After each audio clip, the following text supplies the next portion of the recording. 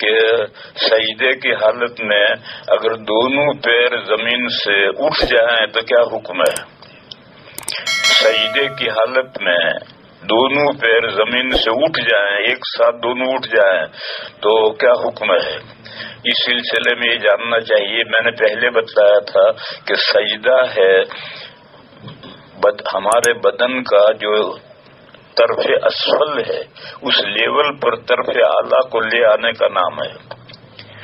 لہذا اگر سجدے میں ماتھا زمین پر رکھنا ہے، اصل تو کھوپڑی رکھنی چاہیے مگر وہ رکھ نہیں سکتے، تو اس کے قائم مقام ماتھا اور ناک دونوں کو لیا گیا ہے۔ اگر صرف ماتھا لگا ہے، ناک نہ لگا ہے، تو تمام ائمہ کے یہاں نماز ہو جائے گی لیکن مکروہ ہوگی۔ اور اگر صرف ناک لگائے اور ماتھا نہ لگائے، ماتھے پر کوئی پھوڑا ہو رہا ہے، اس کی وجہ سے ماتھا زمین پر نہیں لگ سکتا، تو ناک تو اس نے لگائی، تو امام اعظم رحمہ اللہ کہتے ہیں کہ نماز ہو جائے گی، مکروہ تحریمی ہوگی۔ دوسرے ائمہ کہتے ہیں کہ نہیں، صرف ناک لگانے سے نماز ہی نہیں ہوگی۔ بہرحال ادھر تو یہ ہے کہ ادھر آپ کو ماتھا اور ناک دونوں لگانے ہیں اور دبا کر کے رکھنے ہیں، ماتھا بھی دبا کر رکھنا ہے، ناک بھی دبا کر رکھنا ہے۔ اور نیچے طرف اسفل میں اگر دونوں پیروں پر جیسے کھڑے ہوتے ہیں ہم، اس حالت میں تو سجدہ ہو نہیں سکتا، تو پیر تو لامحالہ کھڑے کرنے پڑیں گے۔ بس دونوں پیروں کی انگلیاں موڑ کر کے دبا کر کے رکھو اور انگلیاں قبلے کی طرف متوجہ رکھو۔ نماز میں سراپا قبلے کی طرف ہونا چاہیے۔ تو اگر پیر قبلے کی طرف، انگلیاں مختلف قبلے کی طرف ہیں، تو گویا سارا ہی بدن قبلے کی طرف متوجہ ہے۔ تو سجدے میں بھی استقبال قبلہ کے لیے یہ پیروں کا، دونوں پیروں کی انگلیوں کو موڑ کر دبا کر کے قبلے کی طرف متوجہ کر کے رکھنا ہے۔ یہ تو ہے سجدے کا صحیح طریقہ۔ بس اگر پورے سجدے میں ایک رکن کے بقدر، ایک رکن کتنا ہے؟ سبحان ربی العظیم، سبحان اللہ، سبحان اللہ، سبحان اللہ، یہ جتنا 2 سیکنڈ ہوئے، یہ 2 سیکنڈ یہ ایک رکن کے بقدر ہے۔ اگر پورے سجدے میں دونوں پیر یا ایک پیر ایک رکن کے بقدر بھی زمین پر نہیں لگے تو نماز نہیں ہوگی، سجدہ ہی نہیں ہوا۔ اور اگر ایک رکن کے بقدر یا اس سے زائد دونوں پیر یا ایک پیر لگا رہا اور پھر ایک پیر اٹھ گیا تو مکروہ، اور اگر دونوں ہی پیر اٹھا دیے تو پھر نماز مکروہ ہوگی، لیکن نماز ہو جائے گی۔ لیکن ایک رکن کے بقدر دونوں پیر یا ایک پیر زمین پر لگا رہے تو نماز ہوگی، اور اگر اتنا نہ لگے تو پھر نماز ہی نہیں ہوگی۔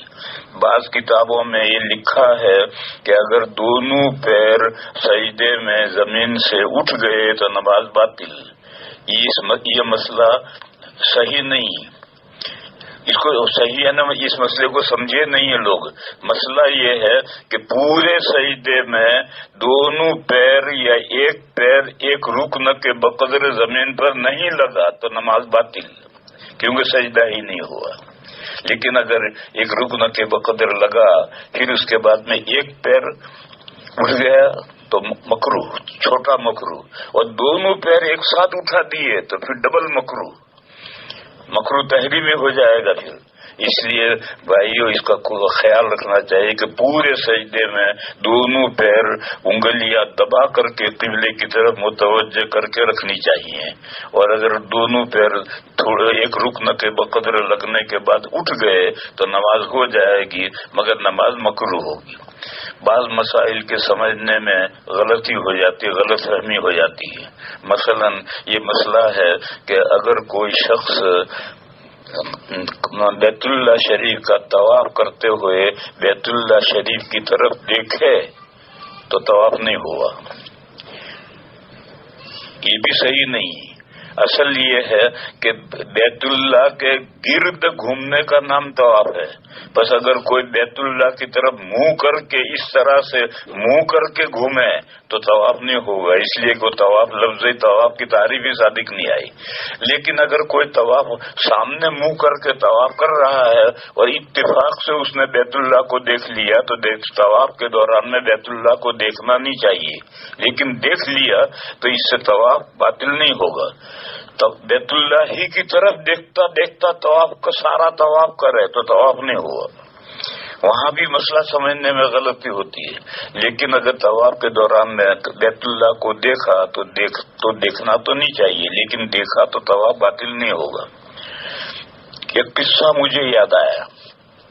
ٹورنٹو میں ایک آدمی اپنے بچے کو جو 10-12 سال کا بچہ ہوگا، لڑکا ہوگا، وہ لڑکے کو لے کر آیا اور کہنے لگا کہ حضرت اس کا ایک سوال ہے، اس کا جواب آپ دیں. میں نہیں دے سکا جواب.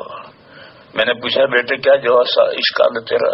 اس نے کہا کہ میں نے ایک کتاب میں پڑھا ہے کہ جو بیت اللہ شریف کے اندر جائے وہ چھت کو نہ دیکھے.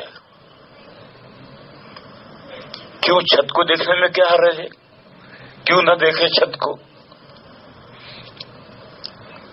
وہ یہ سمجھتا ہوگا کہ شاید چھت کو دیکھنے میں کوئی بھوت ووت لگ جائے گا، لپٹ جائے گا کچھ. تو میں نے اسے کہا کہ نہیں، یہ بتا کہ بیت اللہ شریف کے اندر جو جائے گا وہ کیوں جائے گا، کیا کرنے جائے گا؟ تو کہنے لگے عبادت کے لیے جائے گا. تو میں نے کہا عبادت کے لیے جائے گا، آثار قدیمہ کی زیارت کرنے تو نہیں جائے گا. چھت کی طرف دیکھنے کی کیا ضرورت ہے؟ کوئی آثار قدیمہ دیکھنے تھوڑی گیا. اور دیوار مت نہ دیکھے، دیوار پر تو نظر پڑ جائے گی. نیچے نظر سجدے کی جگہ نظر رکھے گا تو بھی دیوار پر تو نظر پڑے گی، لیکن چھت پر نظر کیسے نہیں پڑے گی؟ چھت کو تو وہ دیکھے گا جو آثار قدیمہ دیکھنے گیا ہے، کبھی کیسی چھت بنی ہے، کیسی ڈیزائن ہے، کیسا ہے. عبادت کرنے گیا ہے تو عبادت کر کے چلا.